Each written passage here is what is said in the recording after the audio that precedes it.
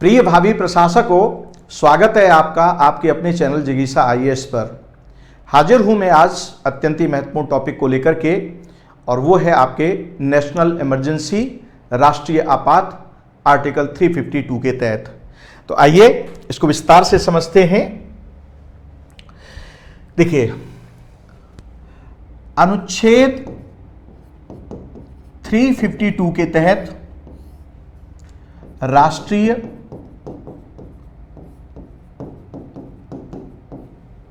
आपात का प्रावधान किया हुआ है, लेकिन यहां यह ध्यान रखने योग्य बात है कि राष्ट्रीय आपात शब्द का प्रयोग नहीं किया है, बल्कि इसकी जगह केवल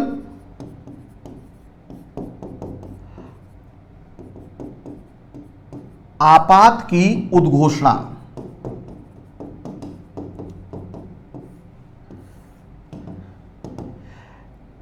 इस शब्द का प्रयोग किया है। यानी केवल आपात शब्द प्रयोग किया गया है, राष्ट्रीय आपात शब्द का प्रयोग संविधान में नहीं किया गया है। तो प्रश्न यह उठता है कि जब केवल आपात शब्द का प्रयोग किया गया है, इमरजेंसी का प्रयोग किया गया है आर्टिकल 352 में, तो फिर हम इसे राष्ट्रीय आपात क्यों कहते हैं? राइट। तो इस प्रश्न का उत्तर यह है कि आर्टिकल 352 को जब आप माइन्यूटली ऑब्जर्व करेंगे तो आपको पता चलेगा कि इसमें क्या कहा है। इसमें यह कहा है कि जब युद्ध या युद्ध की आशंका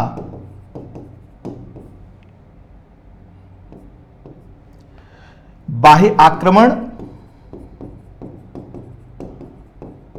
आक्रमण या उसकी आशंका सशस्त्र विद्रोह या उसकी आशंका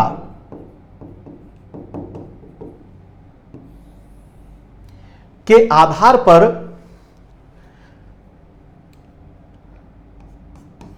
भारत या उसके किसी भूभाग की सुरक्षा को खतरा पैदा हो जाए, तो इसे आपात कहेंगे। ऐसा आर्टिकल 352 में लिखा है। अब इस आपात को राजनीति विज्ञान के विद्वानों ने और जो संवैधानिक विशेषज्ञ हैं उन्होंने, समाजशास्त्रियों ने और हमारी राजनीतिक व्यवस्था ने इसका नामकरण क्या कर दिया? राष्ट्रीय आपात, नेशनल इमरजेंसी। यानी आपात शब्द प्रयोग किया गया है संविधान में, लेकिन उसको राष्ट्रीय आपात शब्द क्यों कहा? इसकी विषय वस्तु के आधार पर। यानी कि जब आप युद्धरत होंगे या आप पर बाह्य आक्रमण हो जाएगा या आपके यहां पर सशस्त्र विद्रोह हो जाएगा, तो राष्ट्र के अस्तित्व को खतरा पैदा हो जाएगा। और जब राष्ट्र के अस्तित्व को खतरा पैदा हो गया तो इसका मतलब क्या हुआ? ये राष्ट्रीय आपात हुआ, नेशनल इमरजेंसी हुई। अब इसी को अगर 2 लाइन में लिखना हो तो कैसे लिखेंगे कि जब युद्ध, बाह्य आक्रमण या सशस्त्र विद्रोह के आधार पर संपूर्ण भारतीय भूभाग या उसके किसी भूभाग की सुरक्षा को खतरा पैदा हो जाए, तो इसे राष्ट्रीय आपात कहेंगे। तो यह तो हो गई परिभाषा राष्ट्रीय आपात की। यानी राष्ट्रीय आपात किसे कहेंगे? राष्ट्रीय आपात किसे कहेंगे? इसका मतलब यह हुआ कि राष्ट्रीय आपात को लगाए जाने के 3 आधार हैं संविधान में। कितने? यानी नेशनल इमरजेंसी,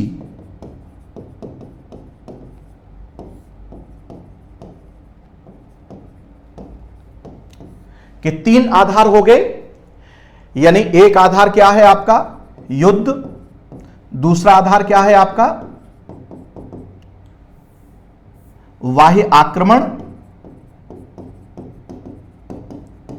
और तीसरा आधार हो गया सशस्त्र विद्रोह। अब देखिए, ये जो सशस्त्र विद्रोह है ये मूल संविधान में नहीं था, बल्कि मूल संविधान में आंतरिक गड़बड़ी था। तो 44वें संशोधन से, किससे? 44वें संशोधन से आंतरिक गड़बड़ी के स्थान पर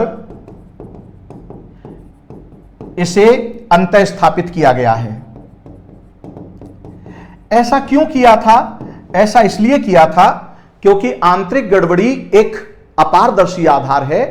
आंतरिक गड़बड़ी की मनमानी व्याख्या हो सकती है, जबकि सशस्त्र विद्रोह की मनमानी व्याख्या नहीं हो सकती। यह एक पारदर्शी आधार है।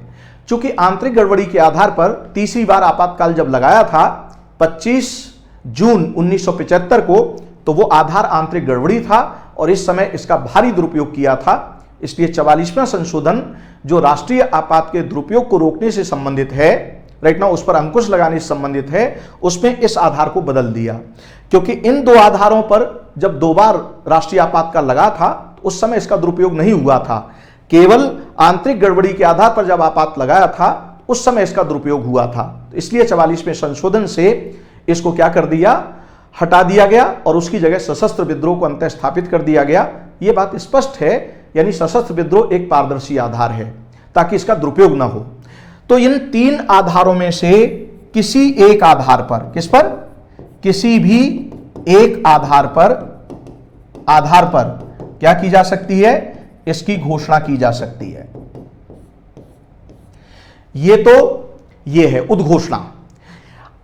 अच्छा, इनकी आशंका के आधार पर अगर एक्चुअल में यह घटित हो जाए तो बात ही क्लियर है, लेकिन आशंका के आधार पर भी, जैसा कि मैंने अभी आपको बताया कि आशंका के आधार पर भी, आधार यानी इनमें से किसी एक की आशंका होने पर भी इसकी उद्घोषणा की जा सकती है। तो यह है आपका आधार। अब अगला प्रश्न आता है कि भाई इसकी उद्घोषणा करने का अधिकार किसको है? तो आर्टिकल 352 कहता है, यानी अनुच्छेद 352 ही यह कहता है कि राष्ट्रीय आपात की उद्घोषणा, आपात की उद्घोषणा करने का अधिकार किसको है? राष्ट्रपति को। राष्ट्रपति को यह अधिकार दिया गया है कि यानी युद्ध या बाह्य आक्रमण या सशस्त्र विद्रोह की स्थिति पैदा होने पर या इसकी आशंका होने पर राष्ट्रपति इसकी उद्घोषणा कर सकते हैं। अब ध्यान रहे, चूंकि राष्ट्रपति मंत्रिपरिषद के परामर्श के अनुसार कार्य करते हैं, आर्टिकल 74 की धारा 1 के अनुसार, तो यह निर्णय किसका है? मंत्रिपरिषद का है। लेकिन ध्यान से आप समझिएगा, 25 जून 1975 को जब राष्ट्रीय आपात की उद्घोषणा की गई थी तो अकेले प्रधानमंत्री ने परामर्श दे दिया था और राष्ट्रपति ने पूछा भी था कि भाई मंत्रिमंडल से पहले इसका अप्रूवल ले लीजिए, कहीं ऐसा ना हो कि मंत्रिमंडल इसको अस्वीकार कर दे। तो श्रीमती इंदिरा गांधी ने क्या कहा था कि आप उद्घोषणा कीजिए, मंत्रिमंडल से अप्रूवल हम ले लेंगे। तो यानी अकेले प्रधानमंत्री का निर्णय था और चूंकि उसका दुरुपयोग हुआ था, इसलिए 44वें संवैधानिक संशोधन से इसमें एक बात जोड़ दी गई और वो बात यह जोड़ दी गई, 44वें संशोधन से क्या जोड़ा गया? इसमें 44वें संशोधन से यह बोल दिया कि मंत्रिमंडल, अब प्रधानमंत्री नहीं, कौन? मंत्रिमंडल के लिखित परामर्श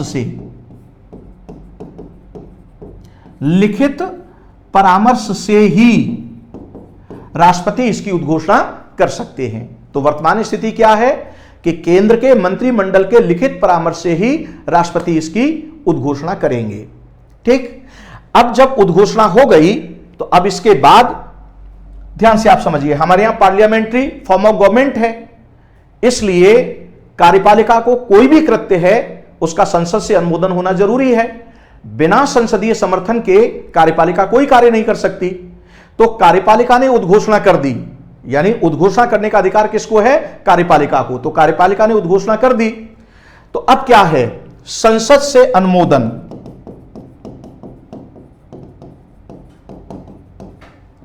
अनुमोदन की प्रक्रिया, यानी एक विशेष प्रक्रिया दी हुई है संसद से अनुमोदन की, क्योंकि मामला ही विशेष है आपका, राइट नाउ। राष्ट्रीय आपात का मामला है, आपकी संप्रभुता का मामला है, राइट नाउ। आपका राष्ट्र का अस्तित्व किस पर लगा हुआ है, दांव पर लगा हुआ है, राइट। तो जाहिर सी बात है कि जब ऐसी उद्घोषणा की जाएगी तो इसके लिए एक विशेष प्रक्रिया दी हुई है संसद से अनुमोदन कराने की, और वो विशेष प्रक्रिया 352 में ही है। क्या कहा है इसमें, ध्यान से आप समझिएगा। इसमें यह कहा है कि राष्ट्रपति जब उद्घोषणा कर देंगे मंत्रिमंडल के परामर्श से, तो संसद के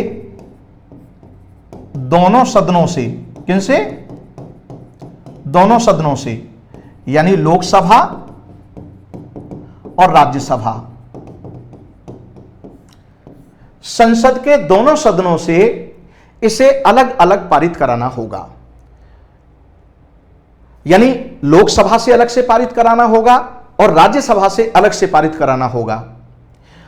और पारित कैसे कराया जाएगा, तो ध्यान से आप समझिए, यहां पर भी 44वें संशोधन से यह प्रावधान जोड़ दिया है कि विशेष बहुमत से, किससे, विशेष बहुमत से।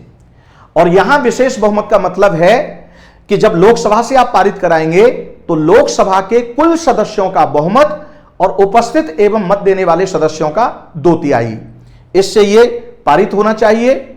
अगर यह पारित नहीं हुआ तो उद्घोषणा उसी समय रद्द मानी जाएगी। ठीक, अगर यहां से पारित हो गया विशेष बहुमत से, अब यह कहां जाएगा, दूसरे सदन में, राज्यसभा में।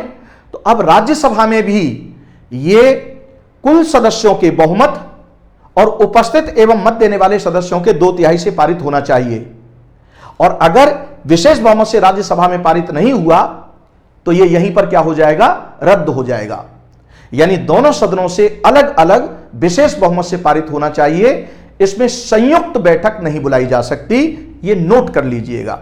यानी संसद से जब राष्ट्रीय आपात की उद्घोषणा को आप पारित कराएंगे तो ध्यान से आप समझिएगा, यानी ये अलग अलग पारित होना चाहिए और इसमें संयुक्त बैठक नहीं होगी। क्या नहीं होगी, संयुक्त बैठक। नोट कर लेना इस बात को।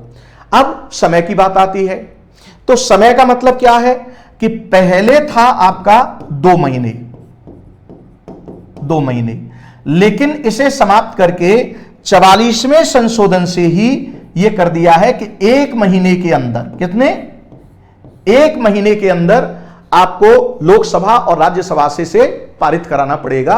यह है संसद से पारित करने की प्रक्रिया। अब ध्यान से आप समझिए, यहां कुछ पेच हैं। पेच क्या हैं, पेच यह है कि भाई 1 महीने के अंदर, तो यह कब से, यानी राष्ट्रपति ने आज उद्घोषणा की है मंत्रिमंडल के परामर्श पर, तो आज से ठीक 1 महीने के अंदर यह संसद से पारित हो जाना चाहिए विशेष बहुमत से। अगर 1 महीने एक्सीड कर गया और आप पारित नहीं करा पाए तो यह उद्घोषणा क्या हो जाएगी, रद्द हो जाएगी। यह पॉइंट क्लियर हो गया। अब यहां पर एक और बात बढ़ती है, और वो बात क्या है कि अगर मान लीजिए ऐसी स्थिति पैदा हो सकती है कि लोकसभा का विघटन है, भाई हो सकता है उसका कार्यकाल पूरा हो गया हो और लोकसभा का विघटन हो गया हो, ठीक। तो अब ऐसी स्थिति, मान लीजिए युद्ध की स्थिति पैदा हो गई है या बाह्य आक्रमण की स्थिति पैदा हो गई है। अब भाई बाह्य आक्रमण इसलिए तो नहीं होगा आपके यहां पर कि भाई आपकी लोकसभा है या नहीं, जब लोकसभा सत्र में होगी तभी हम आक्रमण करेंगे ताकि भारतीय जो है वो क्या कर दें, राष्ट्रीय आपात की उद्घोषणा कर दें। तो ऐसा तो कोई प्री प्लान हो नहीं सकता, और ऐसा सोचेगा भी क्यों कोई बाहर का व्यक्ति। या सशस्त्र विद्रोह अगर जिसे करना होगा तो वो ऐसा क्यों, और वो तो ये चाहेगा कि भाई जब संसद सत्र में यानी जब लोकसभा का विघटन हो तो उस स्थिति में करें ताकि राष्ट्रीय आपात लगाया ही ना जा सके। इस व्यावहारिक समस्या को ध्यान में रखते हुए अनुच्छेद 352 में यह स्पष्ट कर दिया गया कि अगर लोकसभा पहले से विघटित है या राज्यसभा ने प्रस्ताव पारित कर दिया है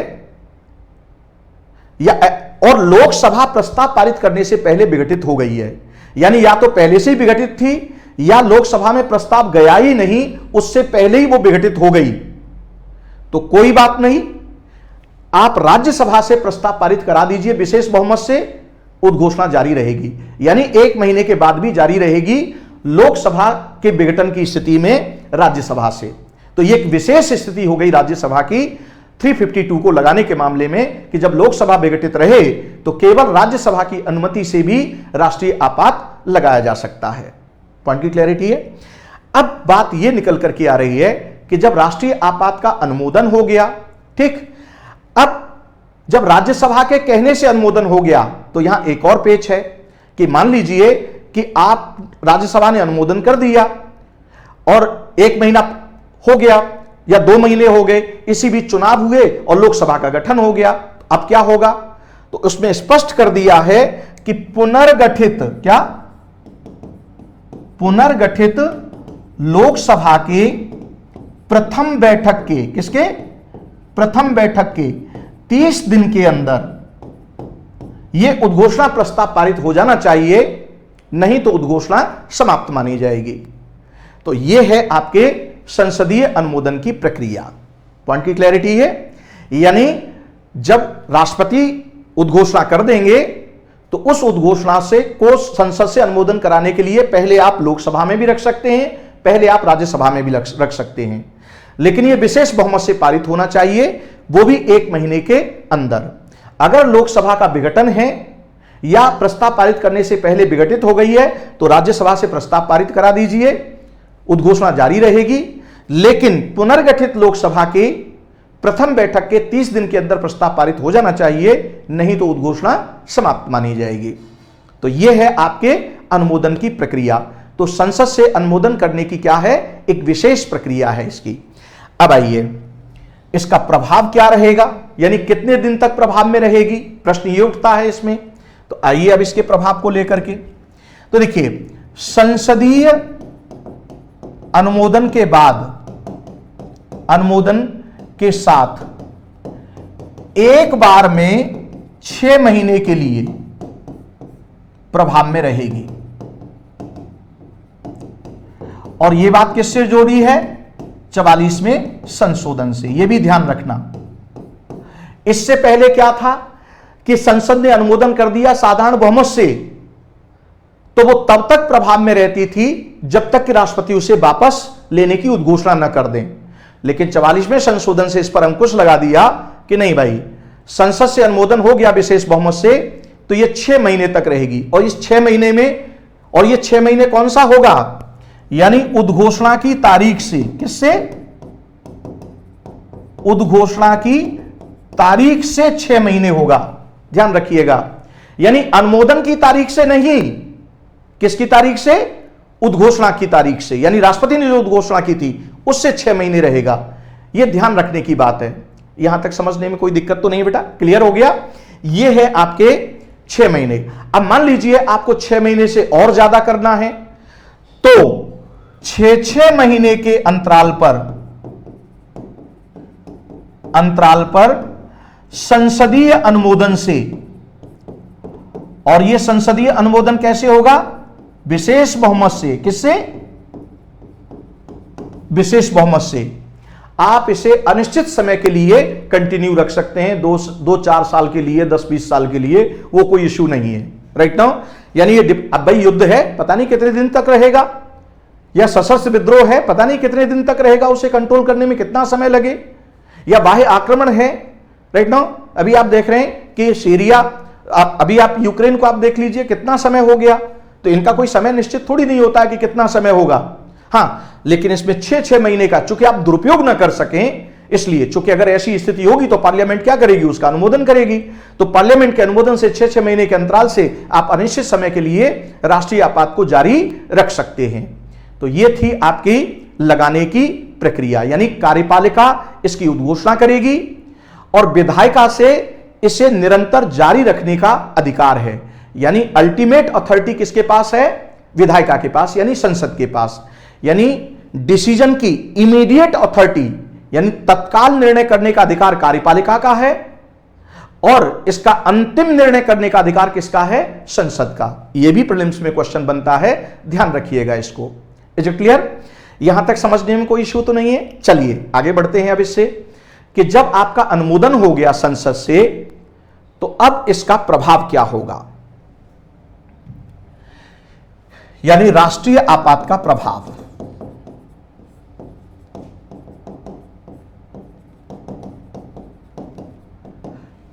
किस किस पर क्या क्या प्रभाव पड़ेगा। आइए, पहली बात,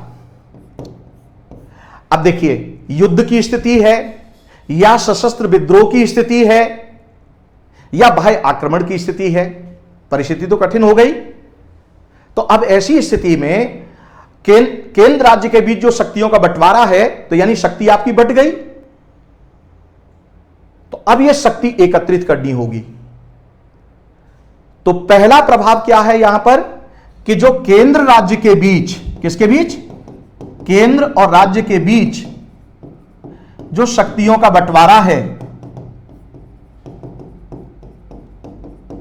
यह क्या हो जाता है, आपका निलंबित हो जाता है।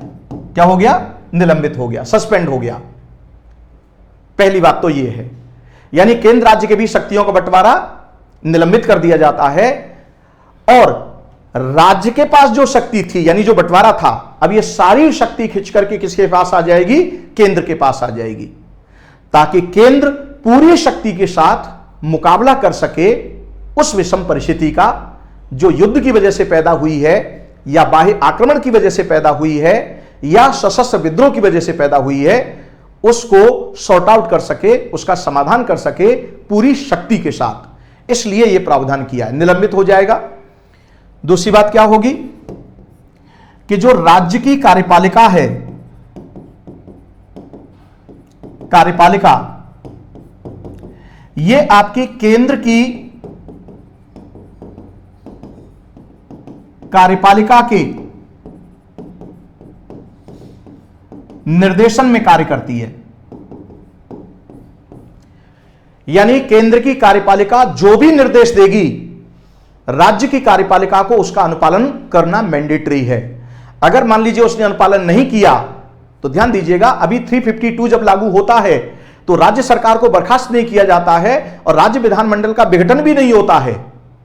लेकिन अगर केंद्र की कार्यपालिक निर्देश का आपने अनुपालन नहीं किया, तो आर्टिकल 365 का ग्राउंड बन जाएगा कि केंद्र के कार्यपालिक निर्देश के अनुपालन नहीं करने पर यह मान लिया जाएगा कि राज्य का संवैधानिक तंत्र क्या हो गया है, विफल हो गया है।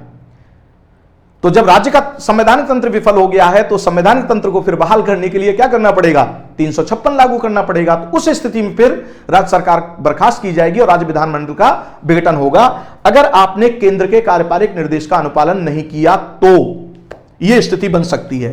अदरवाइज 352 की वजह से राज्य सरकार बर्खास्त नहीं की जाती है और संसद का यानी और राज्य विधानमंडल का विघटन नहीं होता है। यह बात क्लियर हो गई। तीसरी बात, राज्य सूची के जो विषय हैं उन पर कानून बनाने की शक्ति, कानून बनाने की शक्ति किसको मिल जाती है, संसद को। किसके तहत, अनुच्छेद 250 के तहत। यानी अनुच्छेद 250 कहता है कि जब राष्ट्रीय आपात की घोषणा प्रभाव में हो तो राज्य सूची के सभी विषयों पर संसद को कानून बनाने की शक्ति होगी, यानी वो किसी भी विषय पर कानून बना सकती है। ठीक, यानी इसका मतलब क्या हुआ, जो अभी यहां कहा ना, केंद्र राज्य के बीच जो शक्ति का बंटवारा वो निलंबित हो जाता है। यानी सामान्य स्थिति में तो आप राज्य सूची के विषय पर कानून नहीं बनाएंगे, हाँ कुछ विशेष परिस्थिति में है, लेकिन यहां पर क्या बोल दिया कि अब आप किसी भी विषय पर कानून बना सकते हैं। यानी आपके पास संवर्ती और संघ सूची तो पहले से ही थी, अब राज्य सूची भी आपके पास आ गई अनुच्छेद 250 के तहत। अब यहां एक और नियम है, जरा उसको ध्यान से आप समझिए कि जब संसद कोई कानून, अब देखिए यहां पर एक और बात है कि अगर मान लीजिए संसद सत्र में नहीं है तो राष्ट्रपति क्या कर सकते हैं, राष्ट्रपति अध्यादेश जारी कर सकते हैं। किस पर, राज्य सूची के विषय पर,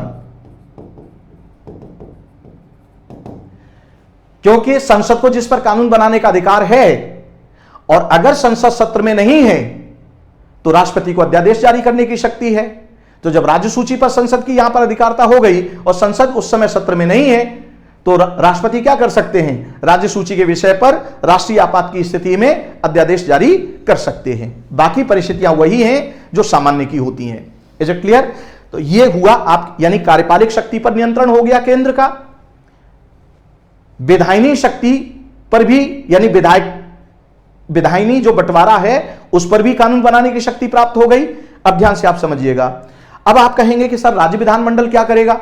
राज्य विधानमंडल भी कानून बनाएगा, लेकिन ध्यान रहे कि राज्य सूची के विषय पर राज्य विधानमंडल ने अभी कानून बनाया है या पहले से उसका कानून बना हुआ है। यानी कोई विषय है, सपोज दैट ये एक्स विषय है, ध्यान से समझना इस प्रोविजन को, अगर इस पर पहले से ही राज्य का कानून बना हुआ है या राष्ट्रीय आपात की स्थिति में राज्य ने अपनी राज्य सूची के इस विषय पर कानून बनाया है, अब उस पर संसद ने कानून बना दिया है और ये दोनों क्लैश होते हैं तो आर्टिकल 250 क्या स्पष्ट करता है? ध्यान से समझना इस बात को। वो ये कहता है कि केंद्र का कानून प्रभावी होगा, यानी संसद द्वारा बनाया गया कानून ऑपरेशन में आएगा, लेकिन राज्य का जो कानून है वो निष्प्रभावी हो जाएगा। यहां पर विधि शून्य नहीं है, क्या होगा? यानी राज्य विधानमंडल का कानून, राज्य विधानमंडल का कानून क्या रहेगा? निष्प्रभावी। कब? असंगत होने की स्थिति में।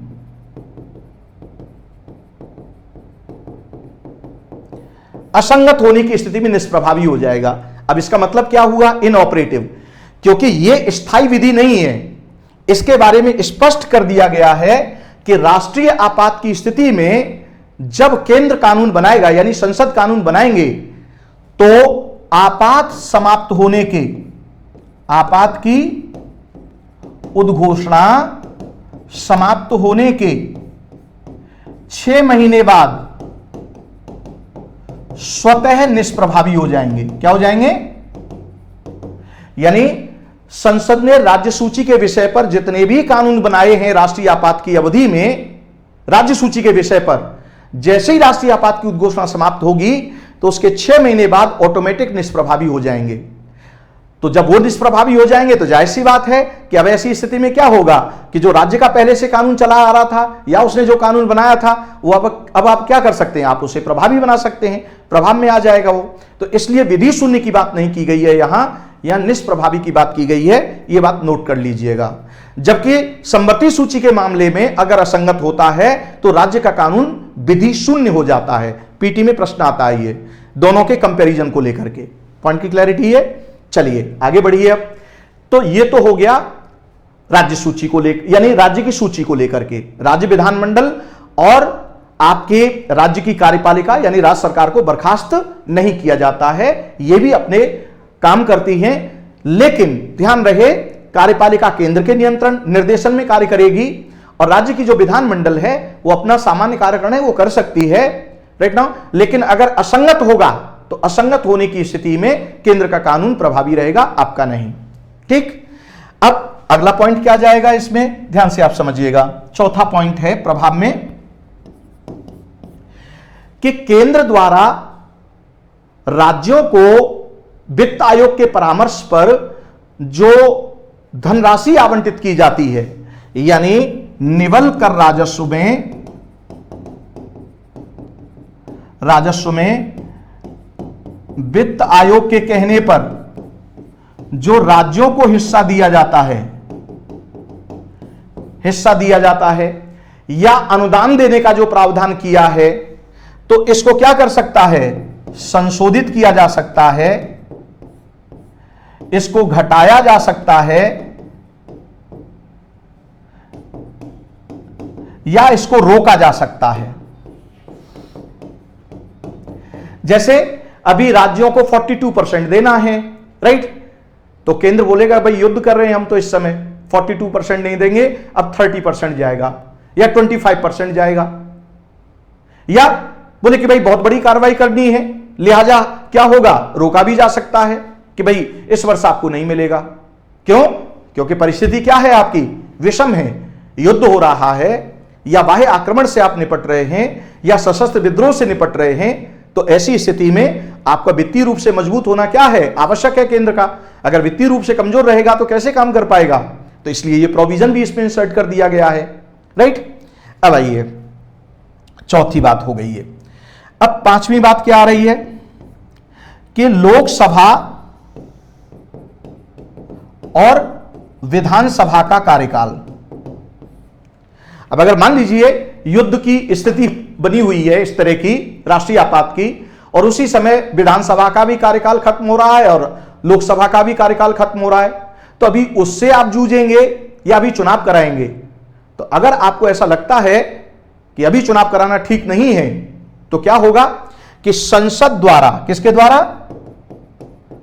संसद द्वारा साधारण बहुमत से, किससे? साधारण बहुमत से प्रस्ताव पारित कराकर इनका कार्यकाल कितना बढ़ाया जा सकता है? 1 वर्ष। यानी एक बार में 1 वर्ष आप बढ़ा सकते हैं। लोकसभा के कार्यकाल को 1 वर्ष बढ़ा सकते हैं और राज्यसभा के कार्यकाल को भी 1 वर्ष बढ़ा सकते हैं। अगर आपको जरूरत पड़ती है कि और बढ़ाना है, तो फिर पुनः संसद से साधारण बहुमत से प्रस्ताव पारित कराइए और फिर आप 1 वर्ष के लिए कार्यकाल बढ़ा दीजिए संबंधित राज्य विधानसभा का और लोकसभा का। यानी 1-1 वर्ष के अंतराल से संसदीय अनुमोदन से इसको बढ़ाया जा सकता है। पॉइंट की क्लैरिटी है? तो ये इस पर प्रभाव हुआ। अब आइए, सबसे इंपॉर्टेंट जो बात निकल करके आती है राष्ट्रीय आपात की, और जो मिसयूज हुआ था आपका, राइट, वो है आपके मूलाधिकारों पर क्या प्रभाव होगा इसका। तो आइए, मूलाधिकारों पर प्रभाव।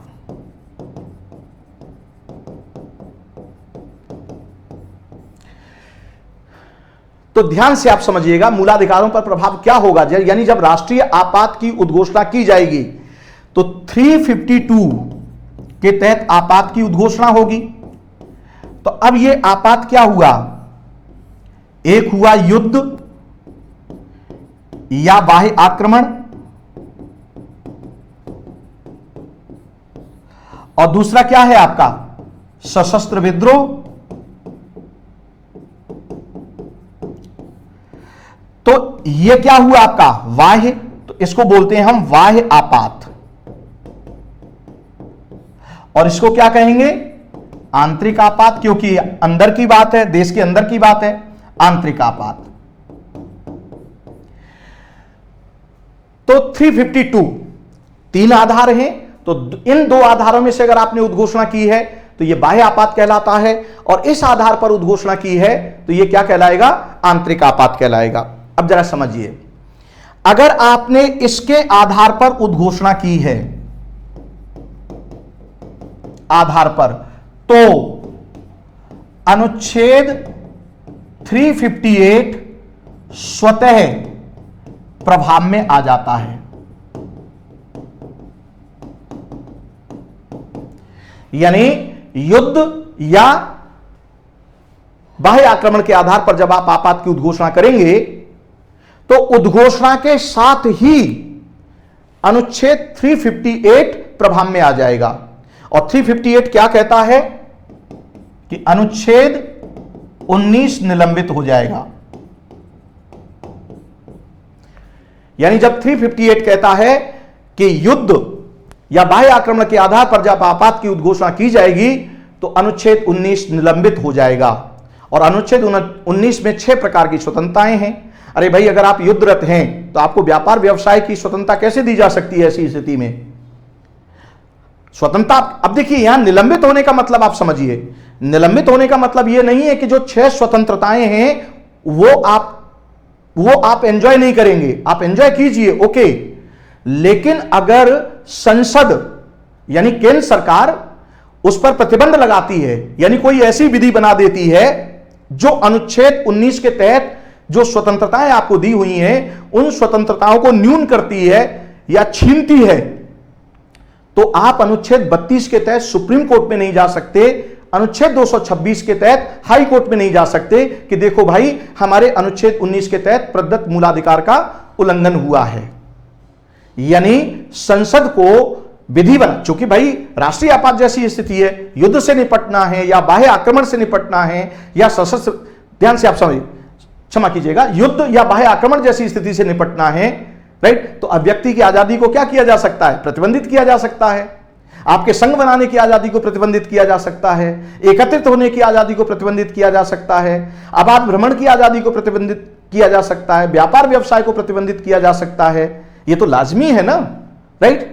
अच्छा, इसका प्रभाव कब तक रहेगा? जब तक राष्ट्रीय आपात का उद्घोषणा रहेगी तब तक यह निलंबित रहेगा। यानी अनुच्छेद 358 को लागू करने के लिए या इसे वापस करने का अधिकार किसी को नहीं है, ना कार्यपालिका को और ना विधायिका को। यानी यह अपने आप लागू होता है और अपने आप वापस हो जाता है। यह ध्यान रखना, यह ऑटोमेटिकली एक्टिव होता है और ऑटोमेटिकली डीएक्टिव होता है। ऑटोमेटिकली एक्टिव होने का मतलब क्या हुआ कि जैसे युद्ध या इस आधार पर आपने घोषणा की तो यह ऑटोमेटिक एक्टिव हो गया, और जैसे ही आपने उद्घोषणा वापस ले ली तो यह क्या हो जाएगा, डीएक्टिवेट हो जाएगा। तो अनुच्छेद 358 का संबंध सिर्फ और सिर्फ आर्टिकल 19 से है, बाकी और किसी फंडामेंटल राइट से नहीं है, पहली बात। दूसरी बात, अनुच्छेद 358 को लगाने के लिए सरकार के निर्णय की जरूरत नहीं है और ना ही इसे वापस लेने के लिए निर्णय की जरूरत है। यह स्वतः ही प्रभाव में आता है और स्वतः ही निष्प्रभावी हो जाता है। यह पॉइंट क्लियर है? अच्छा, अब बात आती है कि अगर मान लीजिए आपने इसी आधार पर क्या किया है, आपात की उद्घोषणा की है, या तो यह आधार है या यह आधार है, राइट। अब मान लीजिए यह तो ऑटोमेटिक निलंबित हो गया, लेकिन अगर आपको दूसरे मूलाधिकार को निलंबित करने की जरूरत पड़े तो ऐसी स्थिति में अब दूसरी कंडीशन है कि 359 के तहत, अनुच्छेद 359 के तहत राष्ट्रपति पुनः उद्घोषणा करेंगे कि भाई कौन कौन से मूलाधिकार को निलंबित किया जाएगा।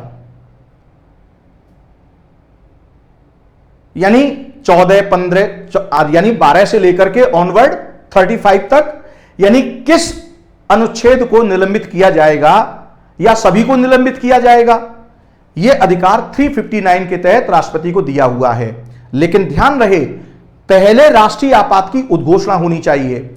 यानी 358 को लागू करने के लिए पहले 352 का लागू होना जरूरी है। यानी 358 और 359 तभी लागू होगा जब पहले 352 प्रभाव में आ गया है, यानी राष्ट्रीय आपात की उद्घोषणा हो गई है। यह ध्यान रखना। तो 359 के तहत आप उद्घोषणा करेंगे, तो 359 के तहत उद्घोषणा करेंगे तो यह सभी यानी दोनों प्रकार के आपात पर लागू होती है। किस पर?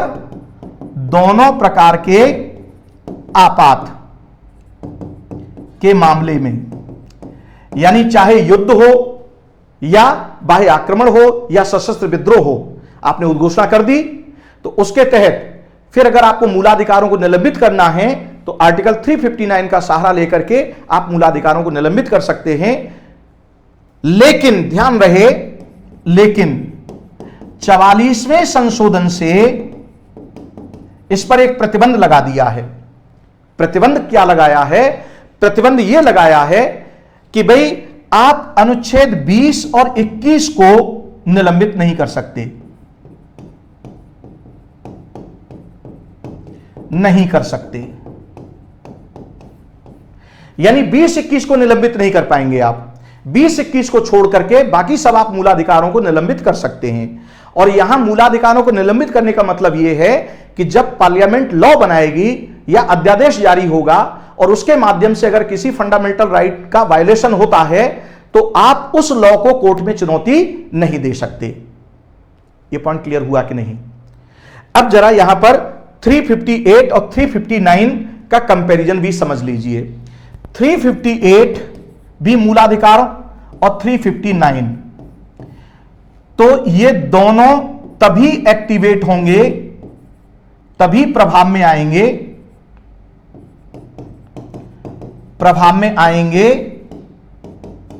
जब 352 लगा हो। यानी पहले 352 लगाएंगे, उसके बाद 359 या 358 की बारी आएगी। ठीक? अच्छा, 352 लगाया है और अगर यह युद्ध या बाह्य आक्रमण के आधार पर है तो यह स्वतः प्रभावी हो जाएगा। और इसको प्रभाव में लाने के लिए, इसे प्रभाव में लाने के लिए राष्ट्रपति को आदेश जारी करना पड़ेगा।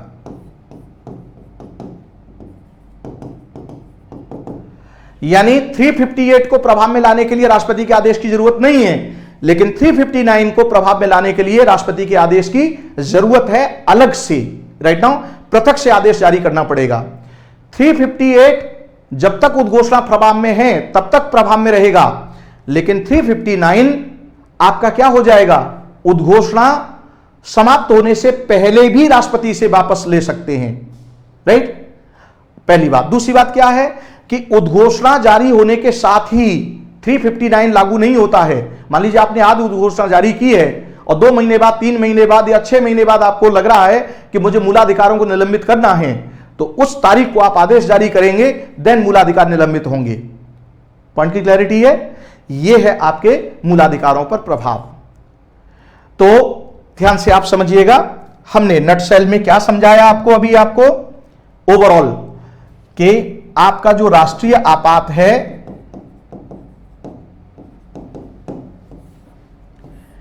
यह किन आधारों पर लगाया जाएगा, आधार स्पष्ट हो गए, कौन लगाएगा, तो इमीडिएट यानी तत्काल निर्णय की शक्ति किसके पास है, कार्यपालिका के पास, और अंतिम शक्ति किसके पास है, संसद के पास। यह बात आपको डिस्कस की गई, अनुमोदन की प्रक्रिया। राइट, और फिर इसके प्रभाव की बात की कि इसका प्रभाव क्या होगा, केंद्र राज्य संबंधों को लेकर के, राज्य की कार्यपालिका विधायिका को लेकर के।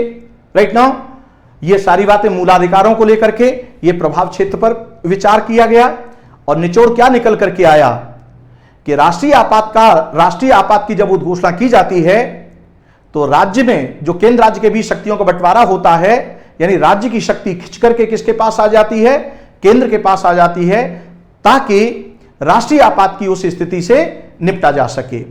तो यह था आपके केंद्र राज्य संबंधों के रिलेशन को लेकर के राष्ट्रीय आपात की स्थिति में, राष्ट्रीय आपात की स्थिति को लेकर के। तो आशा करता हूं कि राष्ट्रीय आपात से संबंधित यानी उद्घोषणा के आधार क्या हैं, इसमें राष्ट्रपति निर्णय कैसे करेंगे, राइट, संसदीय अनुमोदन कैसे होगा और इसका प्रभाव क्या होगा, ये सारे खंडों पर सिलसिलेवार आपसे चर्चा हुई है और आशा करता हूं कि इस पर आपकी दृष्टि स्पष्ट हुई होगी। और अगर कहीं भी आपको कोई दिक्कत आती है तो आप हमसे इस नंबर पर संपर्क कर सकते हैं, व्हाट्सएप कर सकते हैं आप हमें, और कॉल कर सकते हैं। आपको निश्चित तौर पर रिस्पॉन्ड करेंगे। तो आज यहीं मैं आपसे विराम लेता हूं और फिर हाजिर रहूंगा महत्वपूर्ण वीडियो को लेकर के, और इसी का पार्ट रहेगा और वो है राष्ट्रीय आपात का दुरुपयोग, यानी राष्ट्रीय आपात कब कब लगाया गया, इसका दुरुपयोग कैसे हुआ, और फिर उस दुरुपयोग को रोकने के लिए क्या प्रयास किए गए, संवैधानिक संशोधन कौन सा है जिसके माध्यम से इस पर रोक लगी है, इसके दुरुपयोग पर। तो 44वां अमेंडमेंट क्या कहता है, न्यायिक निर्णय इस पर क्या कहते हैं, और वर्तमान स्थिति क्या है, इस पर सेपरेट एक वीडियो लेकर के आएंगे आपके लिए। राइट नाउ आज इतना ही, फिर हाजिर होते हैं। तब तक के लिए ऑल द बेस्ट। आप स्वस्थ रहें, खुश रहें और अच्छे से अपनी तैयारी करें और एक अच्छी रैंक के साथ आपका सिलेक्शन हो, यही हमारा ध्येय है। जय हिंद।